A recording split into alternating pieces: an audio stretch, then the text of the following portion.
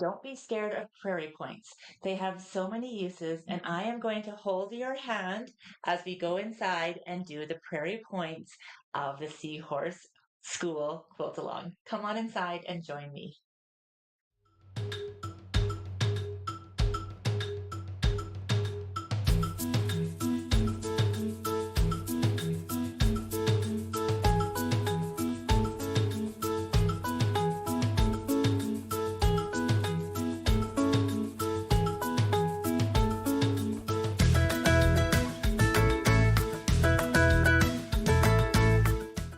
Hello, everyone, and welcome to week 5. Week 5, it's Prairie Points and those borders. This is a week that some will do and some will not do, but I hope if you do it or don't do it, that you at least try a couple of these because you need these in your pocket of skills that you can handle and that you aren't afraid of. And I bet that if you try just one, you won't be able to stop. They are actually so fun and easy, and they give what we all want in a good quilt is texture and fun. And this is a great way to add dimension to a baby quilt or to your preschooler's quilt or to the Seahorse School quilt. So let's begin. A couple of things you're going to need. I say this every week, but if this is your first week joining, make sure you do watch back on the other weeks. You can grab this pattern from inside the Pattern Club if you are a member this month. If you're joining us after this video has, after the month, the quilt along is over, then you can grab this pattern in the Pattern Club for half off always when you are a member. So it's so worth it to come into the Pattern Club and be a member. But there's so many other places to get this pattern. You can get the paper pattern from your favorite wholesaler or favorite quilt shop. You can get the PDF pattern from the Sew a Story shop if you want. And there's even been some quilt kits out there as well from some of our favorite shops. So thank you so much for taking part. And without further ado, let's get started on Prairie Points.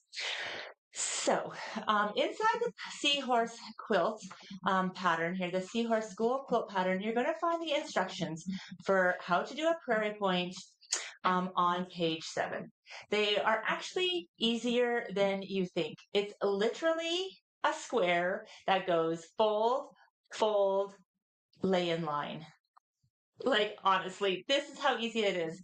We're going to obviously want to press it. We're going to want to do a couple other tips and tricks, and we'll do some spacing talk here. But if you can fold fabric, you can do Prairie Points.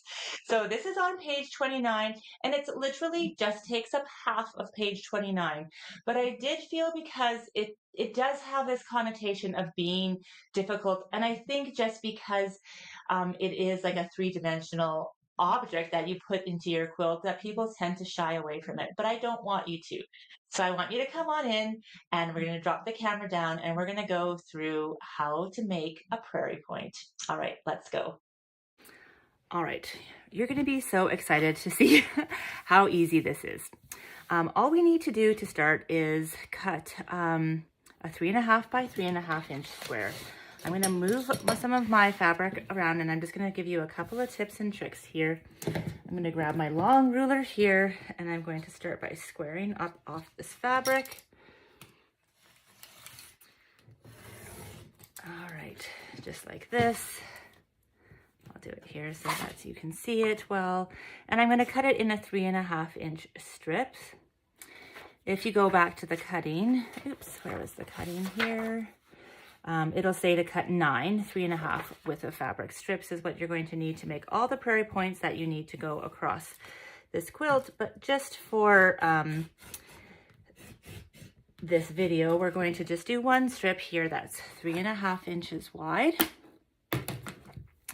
And then we are going to take, this is a 3.5 inch by 3.5 inch cute cut ruler. It's so helpful because it just makes this cutting so quick. All right, toss that out. And I'm just gonna go along and cut a few. Like this and like this, just so you get the picture. All right, are you ready? Now I don't have my ironing station here, so I'm going to use this seam roller, but of course you'll want to take it and press it at your iron. we're going to take 1 unit and you're going to turn it right side down. And just like the image shows you on the pattern here, we're going to take the corner to corner and flip it. Now you're going to use your iron and press straight down. If you start to really push, which I'm kind of doing here, you're kind of stretching along the bias. So you'll want to be just a little bit careful about that. So you're going to press. I like to use my tailor's clapper as well after it's been pressed with an iron, and then it'll just hold. You can do a whole assembly line of them. Then you're going to come back again and do the same thing again.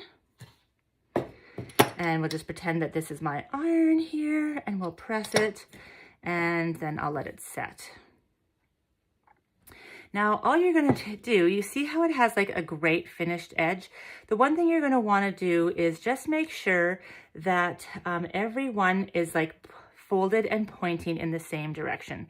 So if I do one more, I'll give you, like I'll show you so with 2 back to back here. So if I do 2 here, you're going to see that like this, I have the folds both on this side, and the open, like not the openings, but the double fold, both is on this side. And you're going to want to make sure you're laying it out that way. You don't want to overcross it like this unless you're going to do an alternating pattern, but you just want to be aware of that. Then it tells you exactly how to space them. And so it says start and stop approximately 1/2 inch from each corner. So if this is my fabric here on my quilt, we're going to start and stop 1/2 inch from each corner, and you're going to lay them out here on overlapping just enough for your seam allowance. So you can see that this is coming. Now it's great to do it on a mat like this because you can really see your measurements. I'm going to bring my pins a little bit further closer here. So here's going to be my, this is coming all the way up to this dotted line here. So my 1/4 inch seam allowance is right here. So I want to make sure that I'm at least overlapping right there on my next prairie point so that this intersection will be directly at the bottom in my seam allowance. So then you have a, basically from your center line there, it's going 1/4 inch over and 1/4 inch over. You can pin that. I like to pin in the same direction as where, like the opposite direction, pardon me, of how I'm going to be sewing. And you'll just kind of continue on through that. So you're going to want to have one pin kind of at every intersection. And then again, make sure that your openings are going across. So you're going to baste that down at your 1/8 of an inch, and so that it will actually go into your seam allowance quite nicely here when you all begin. So look at that. When it flips over, oh my goodness, look how fun those prairie points will look. It's so easy. Do you love it?